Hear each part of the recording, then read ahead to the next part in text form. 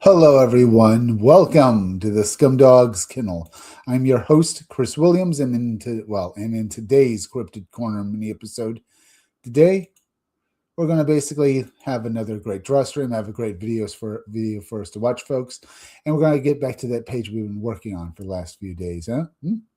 Either way, let's go to share screen, look at some Indiegogos and Kickstarters, and have a great time. Here we go. Here we have, Barbaric Adventures magazine, folks. Let's get into it. Empire Comics presents Barbaric Adventures 1, the most anticipated comic magazine of 2026. It's a 64-page square-bound magazine format, 8x5x11, black and white with tonal rendering and bursting at the seams with action. Barbaric Adventures magazine is a throwback to the 1970s and black and white magazines like Savage Tales. This first issue includes stories by Aaron Lopresti, David Williams, and Dan Lawless, as well as contributions by Gary Martin and a few more surprises. Aaron Lopresti debuts his new title, Primal Zone, the story of a reluctant hero who's cast into an interdimensional world of dinosaurs and cavemen.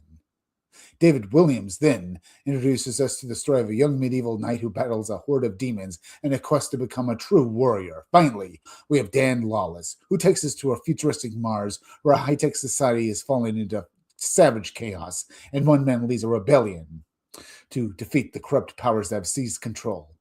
Then we have Gary Martin, who also contributes to this project, as well as a bonus preview story by Aaron Lopresti. The stories and art by this talented group is sure to captivate and excite, bringing back, those fond memories of when Sword and Sorcery magazines ruled the newsstands. Now, you can back Barbaric Adventures magazine for $25. You have a choice of 4 different covers, folks. Here's the Aaron Lopresti cover. It's pretty damn impressive to me, folks. Then we have the David Williams cover with our young medieval knight fighting demons, folks, perhaps in a dungeon. Then we have the Dan Lawless cover, which is basically more or less Conan on Mars. Now, I know this barbaric warrior isn't actually Conan, folks, but the whole design just screams Conan to me. Then we have Joe Josko, folks, who gives us a barbarian maiden fighting yetis and killing them up in the mountains. A classic fantasy cover right here, folks. Yeah. Either way, Joe Josko is a guest artist. Either way, as I said, our Barbaric Adventures magazine looks good, folks. Go back it up on Indiegogo. Now, let's go over here, folks, and look at this, and basically look at Atheos. By the way, folks, please share this live stream. Let's see if you can't get more people watching. Explore, upgrade, survive. Humanity's last hope lies beyond the stars. After decades of war, Earth is a toxic wasteland. The distant world of Atheos, 10 light years away, may be humanity's salvation. But only an artificial explorer can survive the journey. You play as Kara, an autonomous synthetic AI aboard the mothership Elysium. Years of orbital study are cut short when a massive energy surge cripples the ship with damaged thrusters and failing communication systems. You must descend to Atheos, where survival becomes your only mission. Beneath the planet's crust stirs Zyrak, a colossal war construct of the Nazari. Detecting your arrival, he scatters unstable energy cores to sabotage Elysium and stop humanity's foothold. Kara would not retreat. She must destroy the cores, restore Elysium, and confront Zyrak. Humanity's future depends on stopping the Machine Titan before Atheos is lost. Now, you can back Atheos, folks, for $12 to get the game ROM downloaded to your computer. I imagine it also comes with a digital manual and other swag. But if you want a physical copy of this game, folks, for $40 you can get a physical cartridge along with a digital manual.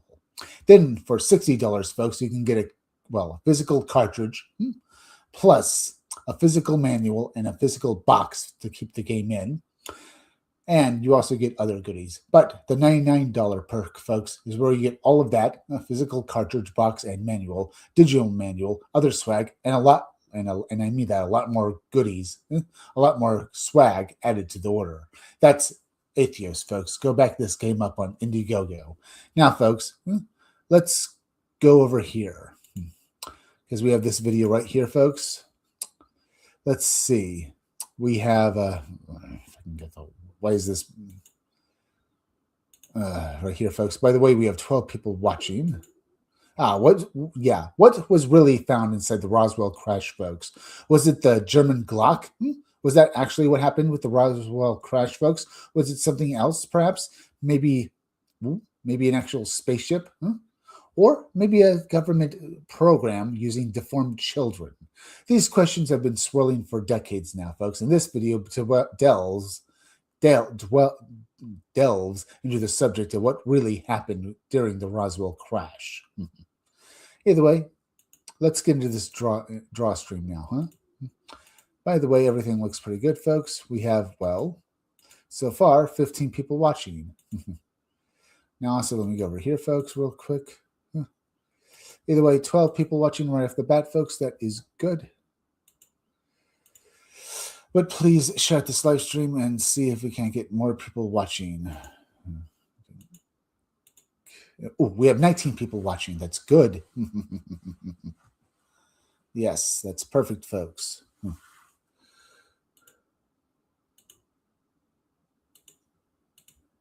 Now, let's get into this stream, folks, and get to drawing now. Now, where to start next? Maybe up here, perhaps? That's if I can get the thing to work, apparently. 19 people watching. That's great. Yeah.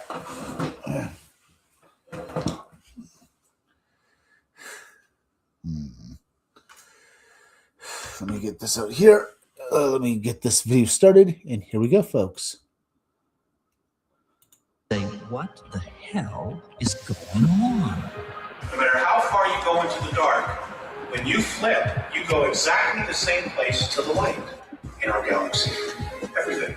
Because everything is in balance. Everything is a polarity. I think it's just going to get weirder and weirder and weirder, and finally it's going to be so weird that people are going to have to talk about how weird it is. What the hell is going on, you beautiful people? Welcome to another episode of Polarity. My name is Josh, and tonight we have a little cook-up that I have done personally. I've been in the kitchen all day, slaving away to create this for you. Not really. We're going to be looking at other people's content, actually. It's their content. We're just borrowing it, but I've put it all together, so I've kind of cooked it in a way. You could say I've put it back in the oven. That probably makes sense. What we're doing today is we're going to be looking at a question and having a little bit of a thought experiment, and that is what was actually recovered from the Roswell craft. And this question and the idea for tonight's show kind of came to me out of the last video that I did on Dr. Jonathan Reed, where we were, looking at one of his accomplices that apparently worked with Bud Hopkins for 20 years, but no one could find anything else about him.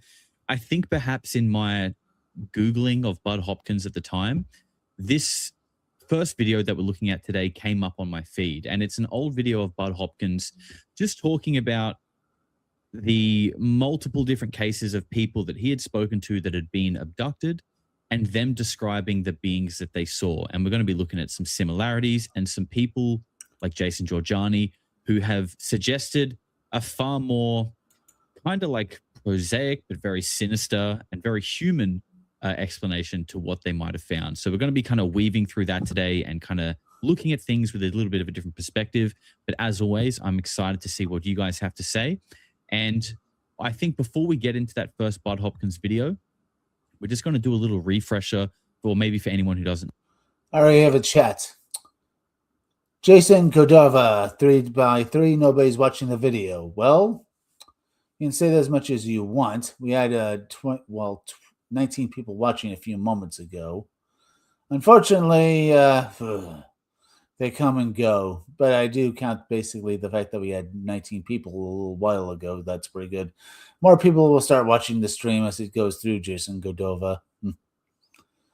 Especially on the other channels and stuff like that, up on BitChute and stuff like that. Right now, we don't have too many people, but thank you for leaving the chat and all that.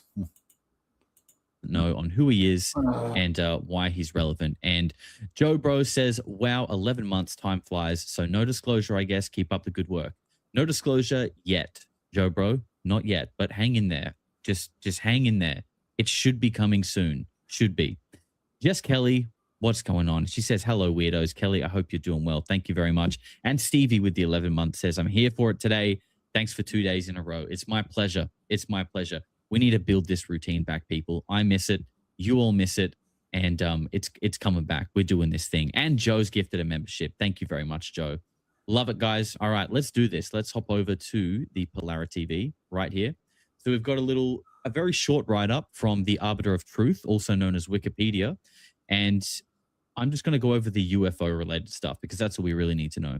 So Elliot Bud Hopkins, born in 1931, passed away 2011, was an American artist, author, and ufologist, and he was a prominent figure in alien abduction and related UFO research.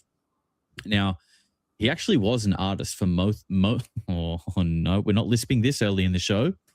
He was an artist for most of his life. But the UFO stuff kind of came as like a secondary and after his own experience, I believe, which we'll read through here. So this is actually a little bit of text to read through. As a child, Hopkins experienced firsthand Orson Welles' 1938 radio play, The War of the Worlds. This both terrified Hopkins and his family and left psychic scars. He considered the radio play a dramatic theatrical hoax, and because of his childhood scare, felt it added to his skepticism about alien invasions rather than enamor him to the idea of it. So this is the famous, aliens are invading, the world is under attack broadcast that happened in 1938 with no pre-warning. Most people thought it was a real broadcast, but then they were like, nah, just kidding. Well, yeah, some people have said that basically people believed it was a real alien invasion and they panicked, folks, and they went into the hills. Some people said that it was only a few people and that most people just thought it was just basically a radio play. I'm not quite sure about the truth of all of it, folks. I think some people probably did panic, but a lot of people didn't panic. But from the sounds of it, folks, it almost sounds like a revisionist history that no, most people didn't just panic, basically running to the hill saying that aliens were invading, folks. And if anyone actually did, it was only very few people. As I said, that sounds like revisionist history because people don't want to admit that basically their ancestors were just bunch of scared chickens that basically heard a radio play, didn't realize it was just a fake, and actually basically ran for the hills because they thought aliens were invading. It was just a joke, bro. It's just a prank. It's just scaring the shit out of you for a prank in 1938. His interest in UFOs and alien visitations was renewed when in August 1964, Hopkins and two others reported experiencing a daytime sighting of an unidentified flying object or UFO in the form of a darkish elliptical object off Cape Cod in Truro, Massachusetts. Dissatisfied with the response that Hopkins received when he reported the incident to the nearby National Guard base, not much has changed. Not much has changed since 1964. Good to know. He suspected a possible government cover-up. Here we are, 60 years later, still kind of thinking the same thing. Hopkins began reading about UFOs and collecting stories of people who claimed to have experienced contact with alien beings. 1975, Hopkins was approached by George Obarski, who purportedly witnessed alien figures step out of a spacecraft and take soil samples at North Hudson Park in North Bergen, New Jersey. Hopkins, Ted Blocher, then director of New York State's MUFON, and Jerry Storer, also of MUFON, investigated the incident, interviewing the witness and taking the soil samples. After Hopkins' account of the Obarski case appeared in the Village Voice in 1976, he began receiving regular letters from other UFO witnesses, including a few cases of missing time, seemingly inexplicable gaps in abductees' memories. Hopkins, using data from his investigations with Blocher and psychologist Aphrodite Clamar, expanded this idea in his book, Missing Time. I might just skip to this last paragraph here. After the publication of his book, Missing Time, in 1981, Hopkins became known as much for his UFO and abduction research as for his art. So already known for his art, like I said, this was kind of like a secondary side quest that he went on that probably became the main quest, as it often does. As a self-described humanist, Hopkins saw his work with alleged alien abduction victims as a way to bring attention to otherwise marginalized parts of society. His follow-up book, Intruders, The Incredible Visitations at Copley Woods, published in 1987, helped establish Hopkins as a prominent leader in the UFO movement. So there you go. That was for anyone who maybe didn't know who he was, just a little bit of a rough background on Bud Hopkins. We're going to be watching a video from Eyes on Cinema, and I think Suki forgot to link this one in the description. We'll get her to do that after the show, but it will be there if you want to go and check out the full video. Eyes on Cinema, fantastic archival channel. This goes for about 25 minutes. So we're going to be doing a bit of a classic watch along here before we get into the rest of the show, where we kind of begin to piece the theory together of what could have potentially been within the Roswell craft that was retrieved. Bifter with $5 says, yay, another live. Goddamn, I miss these. Thanks, Jash. I'm not Jeffrey Epstein. I'm Palm Beach Pete. Of course. And obviously you would turn your head, though, when someone says Jeffrey, right? Of course you would, because that's not your name. Hey, Hides. Lovely to see you, Heidi. Thank you for the 17 months. She says, loving the hat, boss. Miss my weirdo fam. Biggest loves to you all. Thank you very much, Heidi. I'm not sure if you're the first one to notice because I was busy reading the Wikipedia. But yes, I do have my Buc-ee's hat on. The greatest gas station in the entire world, people. I had to get some merch. I even got Suki a Buc-ee's rope toy. She's going to love it. Rich with 7 months says, what's up, my friend? Good to be here with you in the Weirdo family. Keep grinding. Can't wait for you to reconnect with Suki. Me too, bro. Me too. And thank you for the 7 months. Toxic Fart says, shout out to Serpentor. Thank you very much, Toxic. All right, guys, let's jump into this one. Here we go. Bud Hopkins, What the Aliens Look Like. Disturbing research by Bud Hopkins on ET abductions, 1988. Watch what happens when a 50-year-old man walks DHT naturally for just 90 days. Day 1, nothing visible yet. Just another middle-aged guy staring at his disappearing hairline. As I said, that was a commercial. Let me get back to the video now. You guys hear that? No, the browser. Sorry, give me 1 sec. Amateur hour here. You know how it goes. My apologies. We'll restart this. What I'd like to do is show some slides. May I have this? Yes. Just show some slides. This is very, very quick about some of the drawings that have been done, some of the faces. Now, I told you the story about the man whose only recollection was a dread of a certain stretch of highway. One of the major, a dread of a certain place is very common. This is a drawing made by Ted Jacobs, who I also introduced to Whitley Strieber, and he had Ted do the drawing for his cover of his books, a pastel. But the man that I had been describing had Ted make the drawings of these figures. Here's the figures, the pictures that they made, folks. Look at those. Those are horrifying. They look like basically almost like the same figures on the Whitley Strieber book and stuff like that. But that one basically was more or less just a single figure. Pretty horrifying, I have to say. Let's get back to the video and get back to the drawing now, Ted do the drawing for his cover of his books, a pastel. But the man that I had been describing had Ted make the drawings of these figures. Now, it's interesting, almost everybody, when they finish the drawing or have the drawing done, they look at it and say, it's sort of right, but it's not quite right. It never seems to be exactly on target. It's an odd thing. But that's a typical example. Now, this we'll have to get back a little bit to see together. The drawing on the right was done by Kathy Davis. The one on the left was... Here's some more drawings, folks. They're showing off right here and stuff like that. I won't show off all these photos and stuff like that because I want to draw, but at least we should look at this, huh?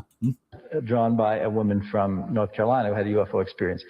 When I was giving a lecture one time and showed that slide, the woman who had made the drawing on the left had never seen the one on the right, and she took one look at the two together and came up to me after the lecture, and tears are running down her face, and she said how shocked, horrified she'd been when she saw this. She said, you know, but I don't want to believe that happened to me, that it really happened to me.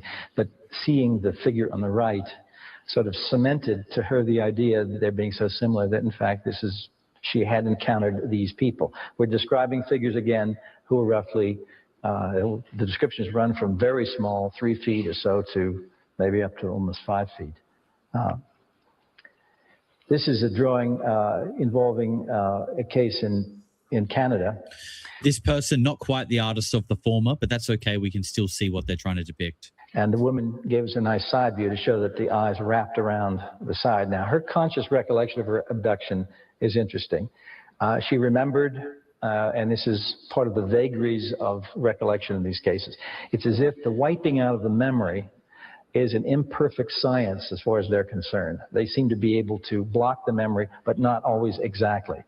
This woman remembered. Maybe they don't want to. Maybe they don't want to, but Does anyone in the chat know who this woman is? Can anyone recognize this woman? She like kind of looks oddly familiar, but I can't put a name to it. it's worked in a very odd way where one man had an abduction experience which involved. She sort of looks like Nancy Reagan, or basically, well, Al Gore's wife from the 80s.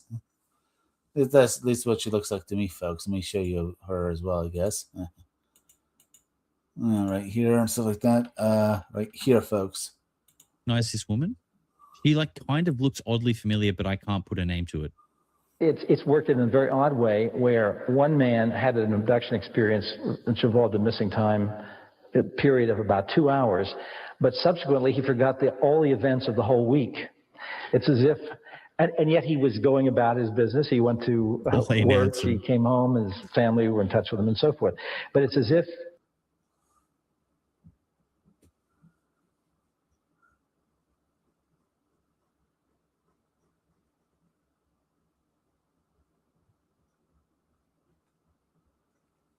kind of looks like Leslie. I was thinking that, but not quite. Sarah Carrot Edith. Okay, I will take it. Nobody knows who she is. That's okay.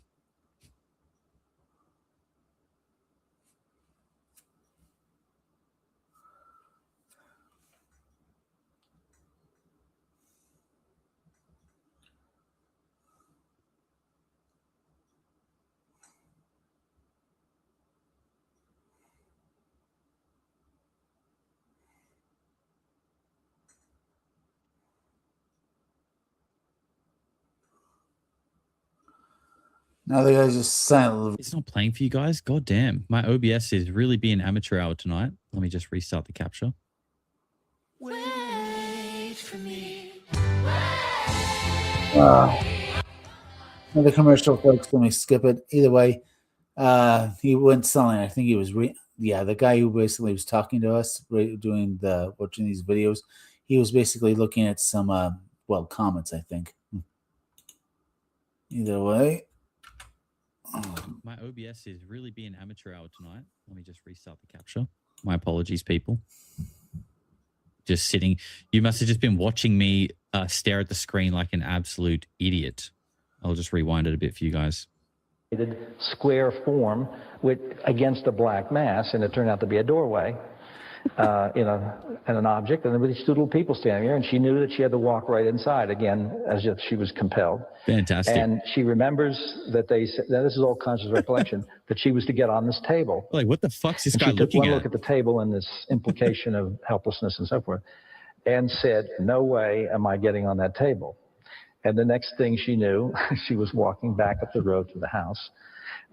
And she remembered all of that consciously. Of course, the part she didn't remember is that she ended up on the table. Many times people think that they have won this little battle, and in fact, they haven't. This is a drawing, a 3/4 head, and this is a case in Erie, Pennsylvania. This also looks significantly different, in my opinion, to the first drawings that we saw. Like, this doesn't really look like a gray per se. Like, this looks kind of human. Would you guys agree with that? This looks sort of human. This woman awoke she'd had many experiences. It's quite complex, but one rather bizarre one. She awoke hearing a strange sound outside the window. Like a hybrid? And there's a tree branch outside. She remembered the tree branches shaking and jumping, and as if she heard something walking on the roof. Then the next thing she knew, she was back in bed and had no recollection of what happened, except that the branches were broken. There was something very strange that had occurred. Under hypnosis, the craft had come directly down next to this window, her bedroom window, second-story window. She was taken out the window into the craft. And under hypnosis, the way the scene ended, they put her back on the windowsill, the second-story window, and she remembered sitting on the windowsill and watching this thing moving away, and then looking around and realizing that here she is in her nightgown up there. How did she get there, as the memory had been taken away? This is interesting because it's a 3/4 head, and we don't have too many of those. Now, this is a little sculpture by Kathy Davis. That one does look like a gray. It's the nose. It's the absent nose, small pointy chin that makes it look more gray, in my opinion. It's a looks maxing gray. The central figure in Intruders. And she made it of ceramic afterwards, and we had a meeting once of our support group, and Kathy had brought this along, and she had it sitting on a little counter. And when the first couple of abductees walked in, everybody sort of jumped looking at it, didn't like looking at it. And finally, a woman who was rather fiery of temperament marched straight over to it and wrapped both her hands around its skinny little neck, and it went like that. And it was enormous. Everybody felt this great sense of relief. But I said it was their thought, but they were still afraid to go over it.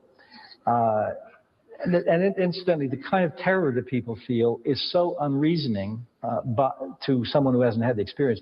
One man who's a very big, burly man said to me, "Bud, if I were in my bed and I have a gun on my bed table and I saw them come in the door," which had happened to him in his bedroom, and the gun was there, he said, "I'd pick up the gun and kill myself."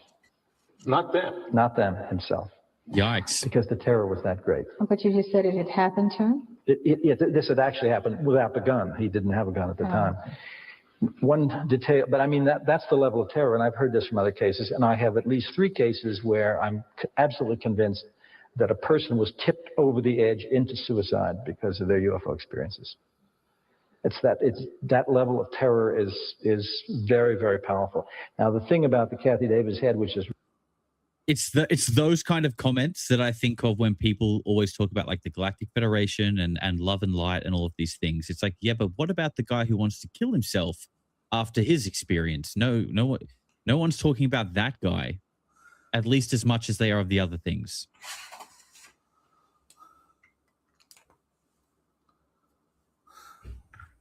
Melissa Long. Okay.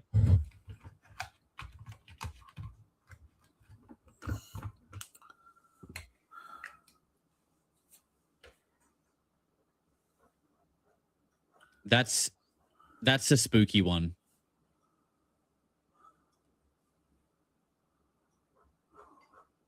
Oh God, what why is my OBS doing this?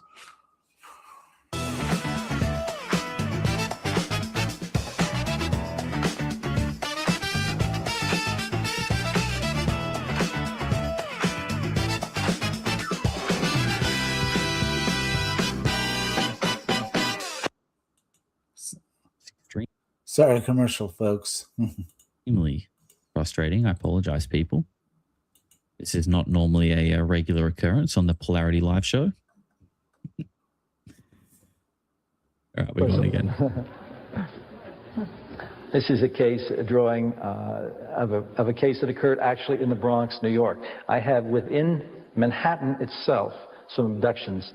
A craft has come down perfectly black, dark at night, right above a building, and a person has taken up a beam right out through their apartment building or whatever. In one case, a man and his sister, whose parents, incidentally, the father is extremely well known in theatrical areas. The father and mother were putting Christmas presents under the tree and so on and so forth. And suddenly, this man, the abductee I was working with his sister, they were a little tiny, perhaps 3 and 5 years old, were just somehow floated out of their beds into the room where the parents were, and the parents were frozen, unable to move, and as if they're in suspended animation. We get this in many cases. And this man and as a boy, and his sister were taken up a beam of light into the craft. And under hypnosis, it was extraordinarily touching because his sister was on another table and she was being examined and was crying, and he was trying to comfort her, even though he was only, say, 5 years old or 6 years old. But when he first got in... All right, we have another chat from Giga Methods 9U9C6, best promotion on Steamboat.com. That's good to know. I've said that before, folks. Sorry about me being a bit tired, folks, but I think I'm doing pretty good drawing. Either way, we have 26 people watching, folks. We have 27, 28, 29, 30, 31, 32, folks. Yeah. It's good. Now let's continue.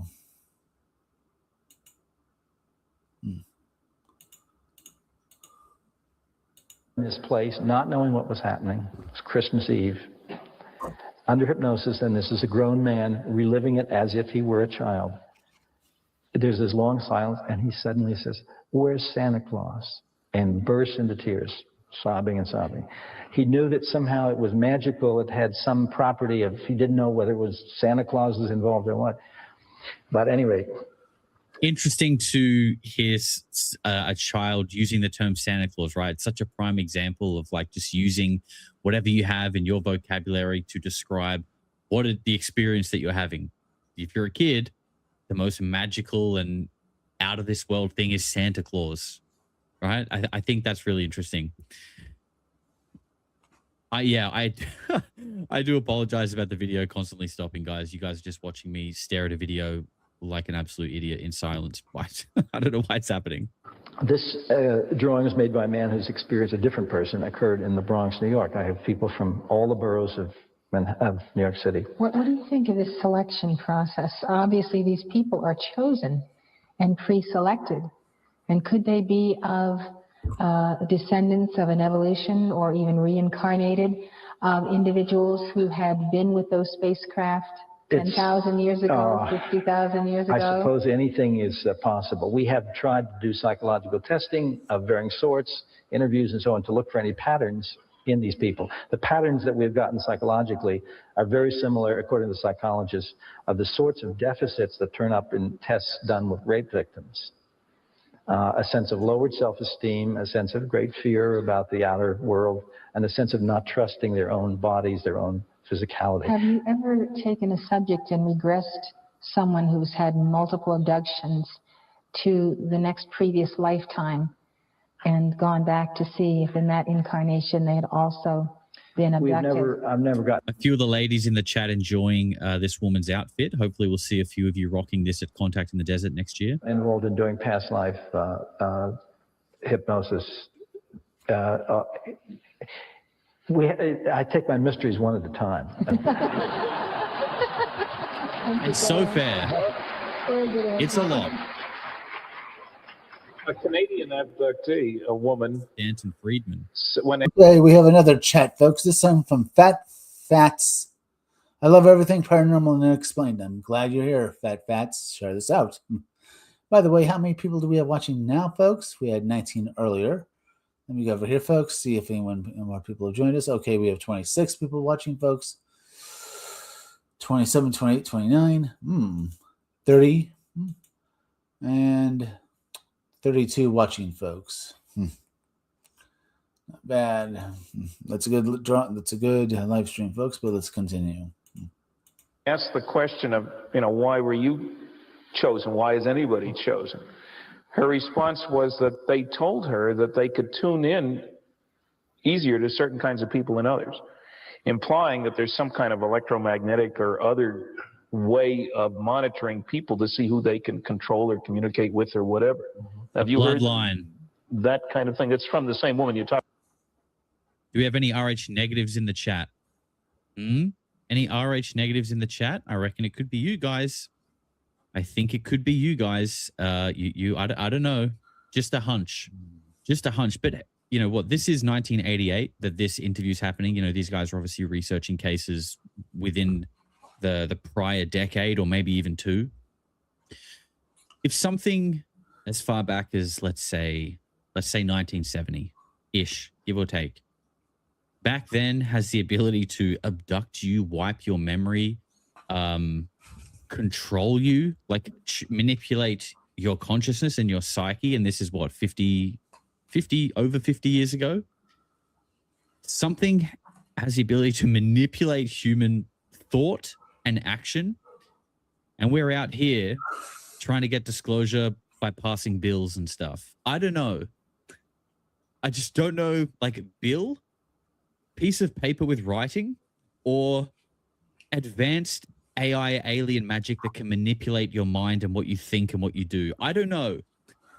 I don't know if I'm backing the paper on that one. What do you guys think?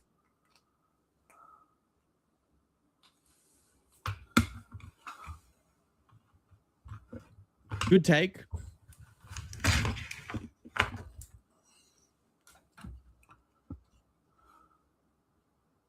Oh, you guys don't have sound again, do you? God damn it. For fuck's sake. Give me a second. This is annoying me now. Oh, every time I just think about you guys watching me in silence, killing me inside. Hi, I'm Mike with Money Metals and moneymetals.com. And a lot of folks will take advantage of our monthly purchase program. Let me exit out of this commercial, folks. Her response was that they told her that they could tune in easier to certain kinds of people than others, implying that there's some kind of electromagnetic or other way of monitoring people to see who they can control or communicate Oh, you with. guys or can whatever. at least hear it? Have You can heard hear it? That's good. It's not that silent kind of thing? and It's from the awkward. same That's woman good. you talked about before. But I would not believe anything I hear from an alien any more than I would believe anything I hear from Ed Meese. That was the good take, by the way. I'm not saying it's true. I'm saying there's a certain degree of sense in the notion that when you scan, if you find somebody you can tune in on easier, that makes the job Yeah, but easier. why can you tune in? Never Is it a pause again? genetic tie? What's I the can't link? do that. See, There's got to be a link. Elizabeth, You know the I can't big do that, Mickey. thing is that we're dealing with people who are being tracked because of their genetic position. In other words, that they are the daughter or son of somebody who has already been abducted. So we're going across generation. It doesn't seem to be random that way. I mean, they definitely seem to lock on to people who are in a certain bloodline, which connects it with a physical thing more than, let's say, a psychological or spiritual thing, although that may be involved. But certainly the physical thing seems to be very central to it. Now, earlier, as a matter of fact, Linda said something about locations. At certain times, things happen in a certain area. It also works completely the other way around, too. That I have one abductee who I've been working with, a young woman who was abducted in Ohio, where she was born as a little child, several times. She went to Spain and was abducted in Spain. And she also was in South America, in Argentina, was abducted there. So it didn't make a difference where she went. She was being tracked. There's no hiding. This slide we have here is from a drawing made by a woman who was shown evidently at the nursery where these little fetuses are developed. The figure at the left was her idea of the more adult figure, and the little fetus in the foreground, fetus-like. So I'm just pausing it here, and I'm going to make sure it plays after to just put a little highlighter on this, because I think like this sort of connects into the rest of the show. Sort of. Again, I'm making this connection, but the idea of like little fetus grays, this is sort of like where we're heading. So I'm just highlighting this for you guys, and I'm going to restart the capture before I even press play, so no one has to watch me look like a fool. Fetus-like thing. She later said that the body is too small a proportion of the head. But these are rather ugly and rather terrifying, to put it mildly, and the little tank is the object at which the thing was floated. Now, one of the details I kept out of my book are descriptions of the nursery where these little babies are developed, which are very similar, and I have in a number of cases, and so we've had people fill in. Incidentally, one thing about the drawings, a man who contacted me a while ago, he did not know I'd written a book or anything about this, remembered everything consciously without hypnosis, and this is many of these cases. He came to my studio, and finally, when I won his confidence, and he began telling me things that had happened to him, he said, "Bud, they put something up my nose, made my nose bleed." And he said, "I was only 5 years old." He said, "I remember them sticking." He said, "Have you ever heard of that?" And I said, "Well, maybe 50 or 60, 70, 80 times." He was stunned to find out that. At any rate, I had him make a drawing of the figure that he recalled, having been in the craft. He sat down very carefully making this drawing, and when he finished it, it was so much like the others. I opened my book, Intruders, which he did not know about, and he came up with many details in this account that had not.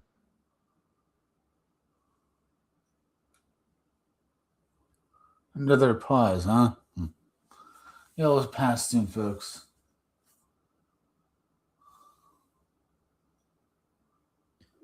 It's funny, you hear that all the time, especially with the communion cover.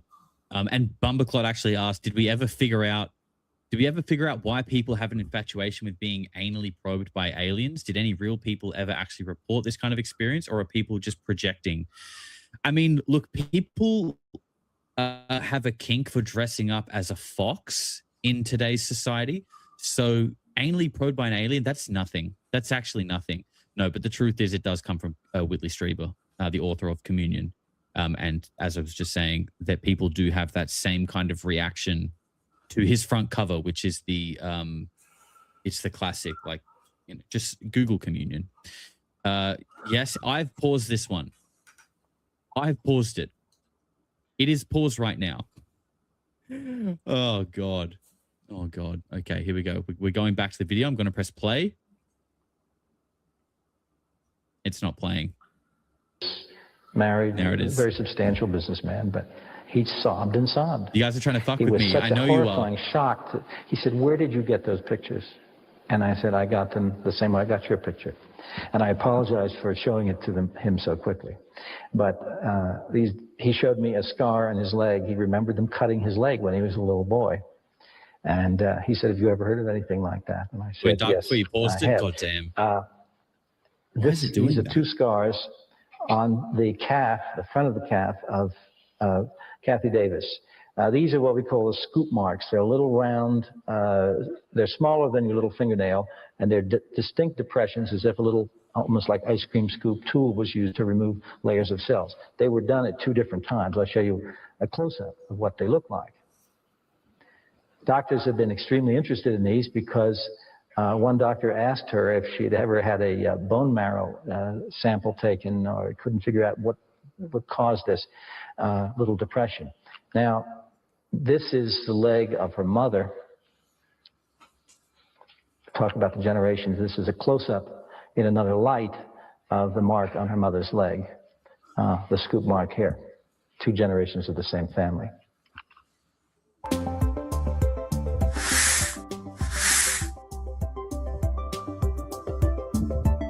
Flex.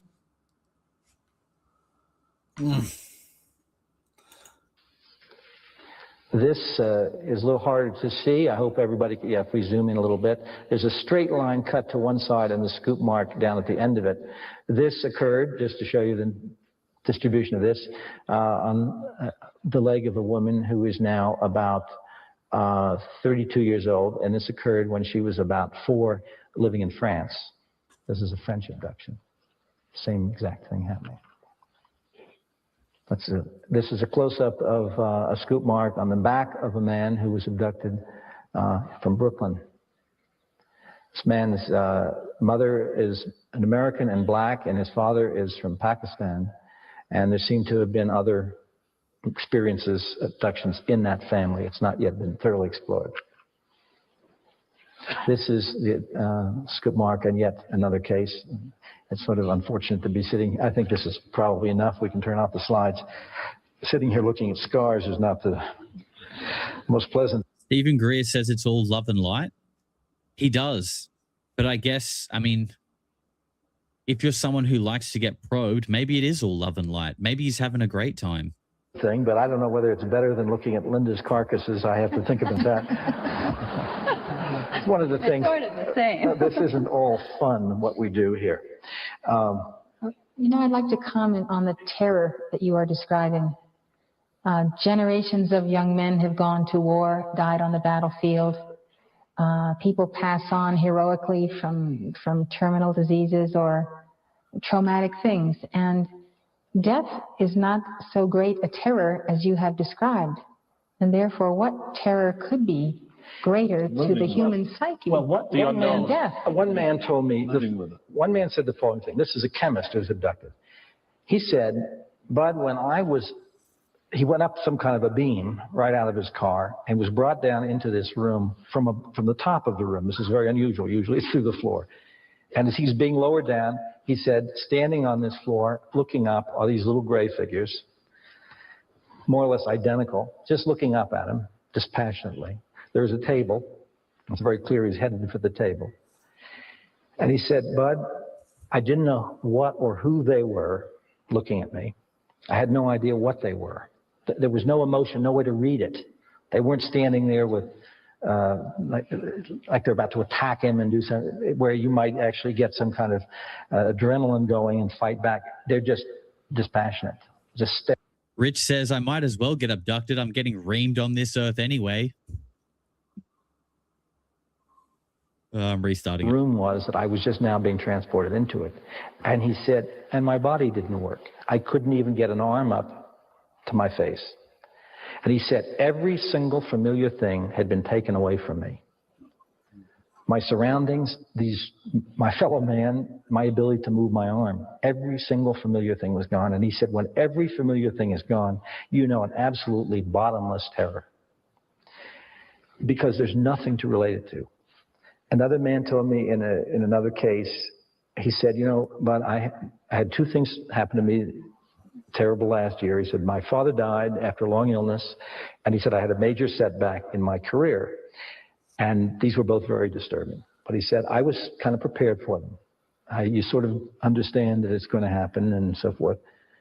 And he said, I could take them. But this experience, an abduction, he said, there was nothing in the world to prepare me for. I had no idea from moment to moment what was going to happen next.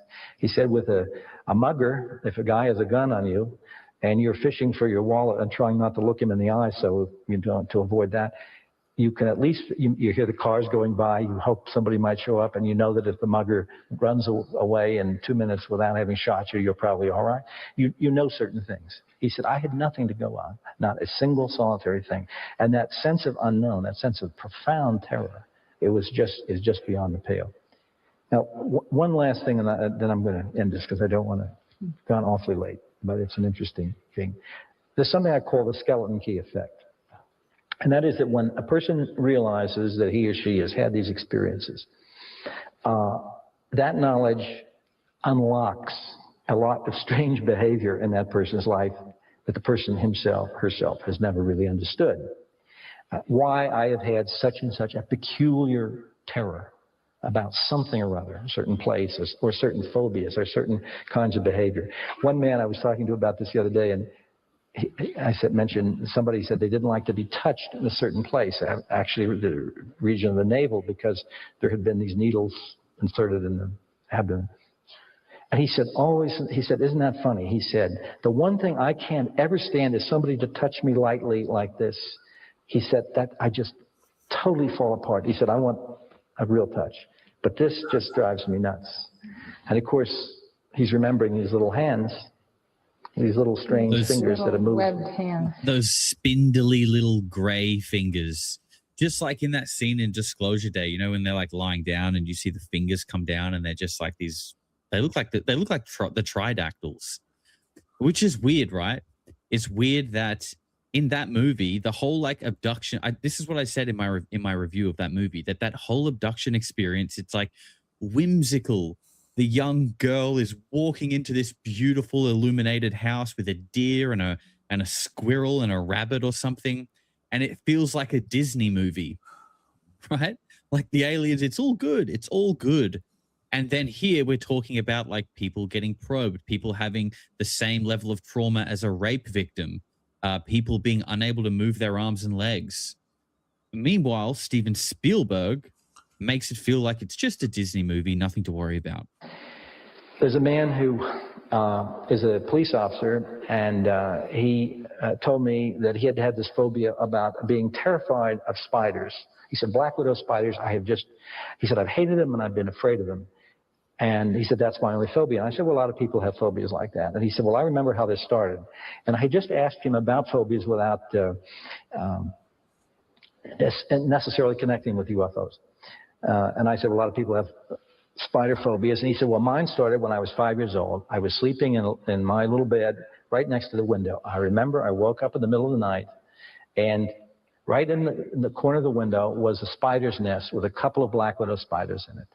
And he said, I was so scared, and I pulled the blanket over my head, and he said, I just huddled there. And in the morning, I just screamed for my mother, and I asked her to take away the spider's nest. And she said, there's nothing there in the window. And he said, there was nothing there. I couldn't figure it out. And he said, my mother explained that black widow spiders don't build nests in a sunlit area like a window. They go under porches and back under things. And he said, from that moment on, developed this terrible fear of black widow spiders, and I would go out looking for them to kill them. He said, I was scared of them, but I wanted to kill them. And I would get stones, and I would go back under decks and places, and I would find them, and I would smash them. And he said, this went on for years. He said, like a spider vigilante. You'd have a field day in Australia. this is a guy who's had been involved in gun battles. He said, still to think of them scares me, and I hate them. And I said, I don't understand this thing about this white nest, spider's nest. I'm thinking a great big open web, you know. He said, it was just one of those white spider's nests. And I'm thinking, I just don't know enough about spiders, I guess. Didn't understand. He said, it was right in the corner of the window. And I said, well, how many black widow spiders were in it? And he said, 2. He said, they were very shiny and black. He said, they were just like this. And when he went like that, he looked at his hands, and he did that. He just, it just hit him extremely powerfully. There's a man who was lifted up.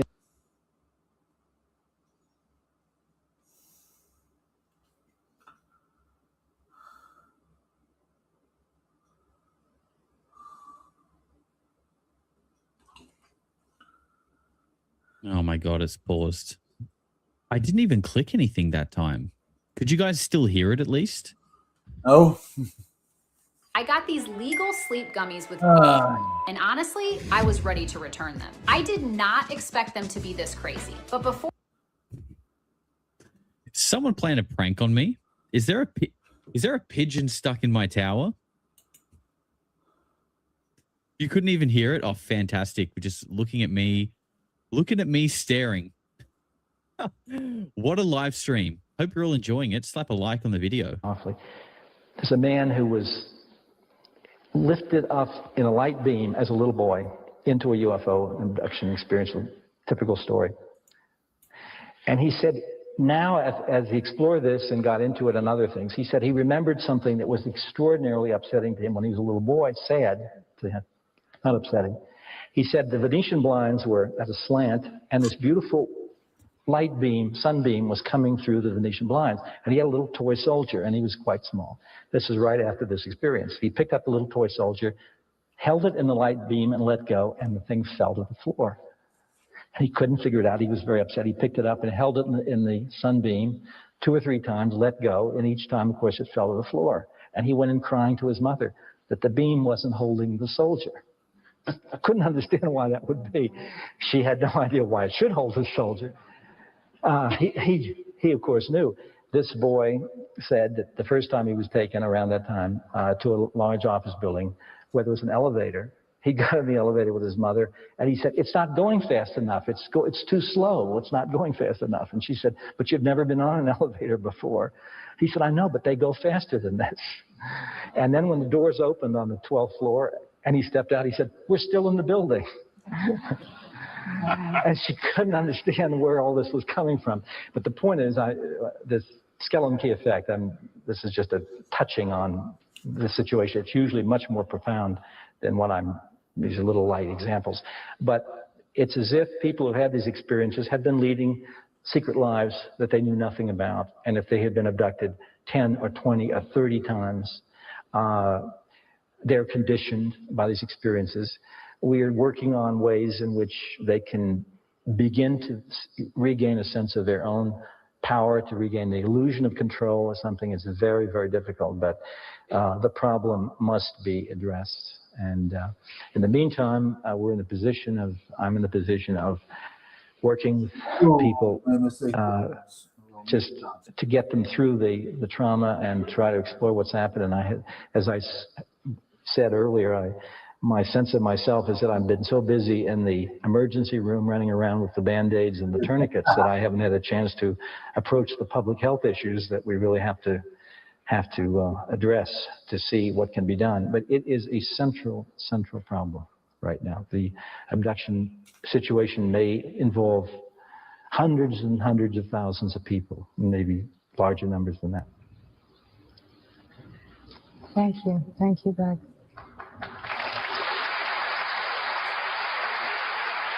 All right, we're going to wrap that part up there before it pauses on me and makes me look like an idiot anymore. But I am going to hold the screen here because we're probably going to refer back to this. In fact, we might just hold it here. Like I said, we put a little highlighter on this part. Small looking, human, alien looking grays, feed. They're not showing any newer pictures, folks. It's just the same ones we looked at earlier. Not bad. Well, look at that, folks, huh? Not bad. Look at some speed lines. It looks pretty good up here, folks. But we've been live streaming for, well, quite a bit. Let me do this. Let's see this, folks. Yeah, not bad.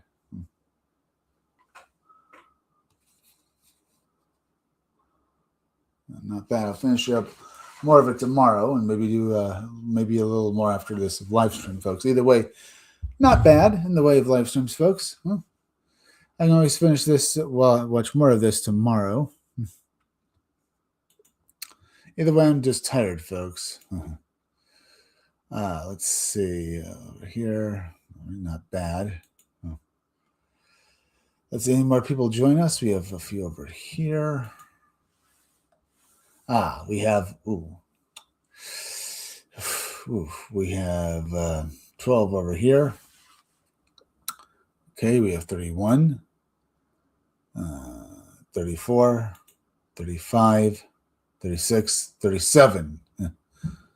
Not bad, folks. We had 37 people watching today. Good live stream, but we're at the end now. So let me go in my normal thing. Please go subscribe to my YouTube channel. Read comics, they're bad for you. Use the links down below in the descriptions to go subscribe to my channel, folks, okay? Yeah, up on YouTube. Then hit that like button for me. Make sure you're still subscribed. Leave some comments down below. Hit that bell for notifications, folks. Hit the part of the bell that'll give you all future notifications. And please share this video out. Now, folks, remember, I might upload 2 videos today, folks, after this live stream, or maybe I'll save them for later. Either way, I have one video, if I do upload it, which will be up on YouTube, Rumble, Odyssey, Twitch, or BitChute, and the other exclusive to Rumble, Odyssey, Twitch, or BitChute, okay?